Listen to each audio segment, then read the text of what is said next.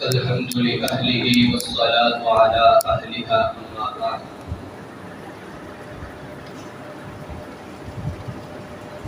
فأعوذ بالله السميع العليم من الشيطان الرجيم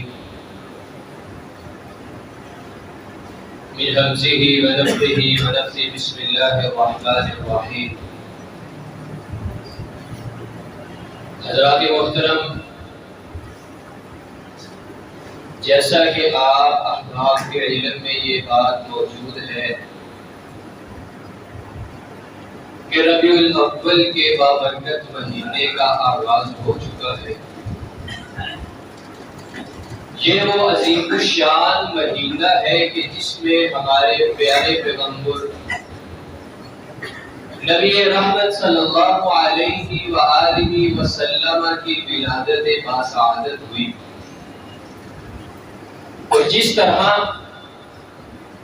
تمام انبیاء علیہ السلام سے اللہ رب العزت نے نبی کریم صلی اللہ علیہ وسلم کا رتبہ اور ان کا مرتبہ بلند رکھا ہے، بالکل ویسے ہی اللہ رب العزت نے تمام انبیاء علیہ السلام کی امتوں میں سے نبی رحمت کی امت یعنی امت محمدیہ کو مرتبہ دیا ہے.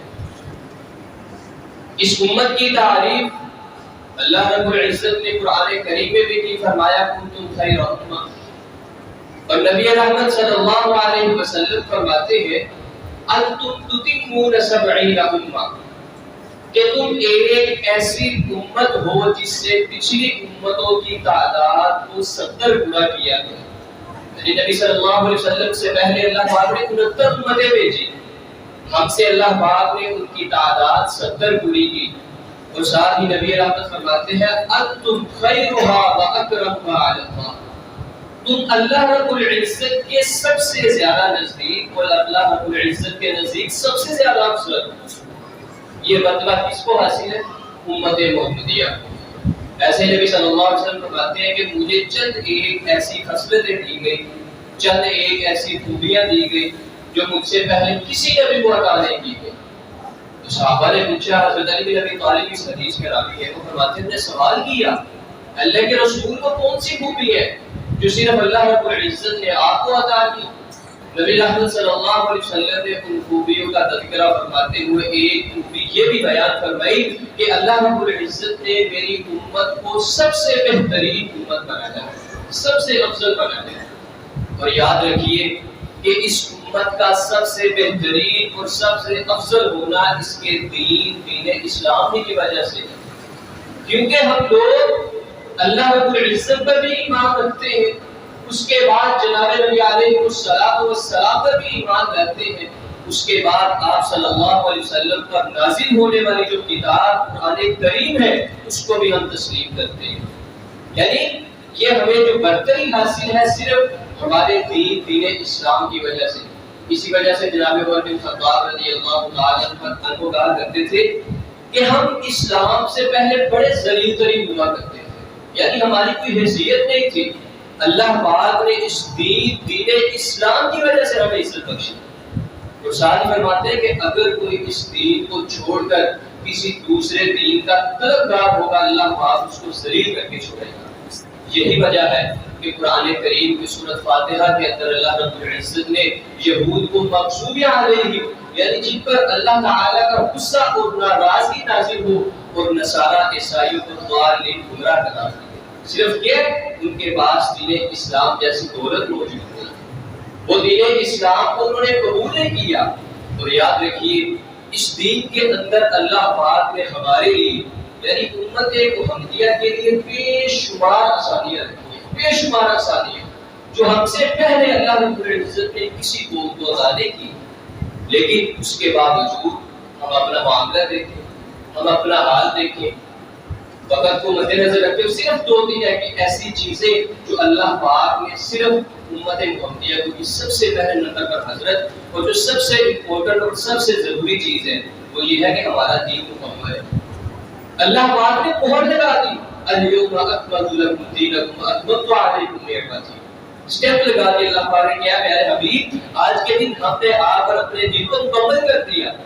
کیونکہ اگر یہ دین مکمل نہ ہوتا, اللہ پاک کی طرف سے بہت شکر نہ ہوتا, تو جو شخص جیسے چاہتا ہے اس میں کمی بیشی کرتا.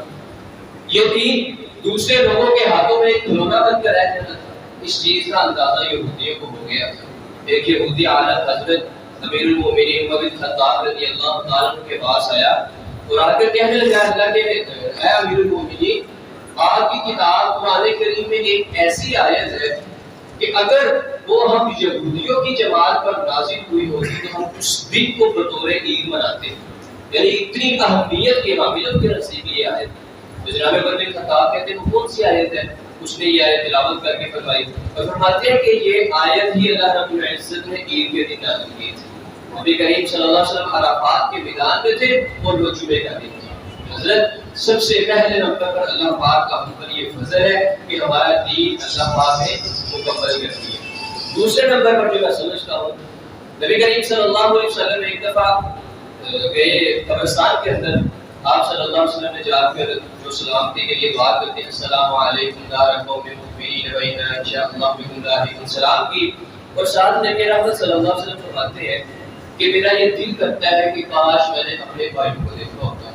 تو صحابہ بیان کرتے ہیں اللہ کے رسول کیا ہم آپ کے بھائی نہیں ہیں؟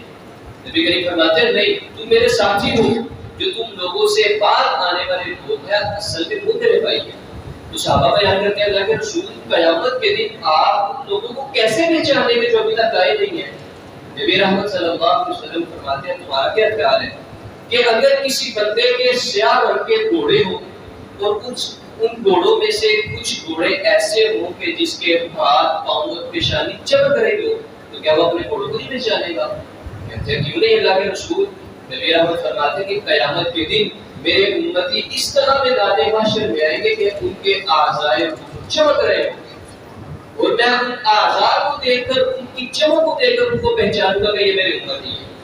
حضرت اگر آج ہم نے نماز نہیں پڑھی تو وضو کیسے کریں؟ یہ ایک سوچنے والی یہ بھی چیز ہے کہ اگر ہم نے وضو نہیں کیا تو قیامت کے دن ہمارے اعضائے وضو کیسے چمکیں گے؟ اور اگر اللہ پاک فرمائے آپ صلی اللہ علیہ وسلم نے ہمیں پہچاننے سے انکار کر دیا تو جنت میں کیسے جائیں گے؟ یہ دو چیزیں امت محمدیہ کے لیے اللہ پاک نے انعام کیا.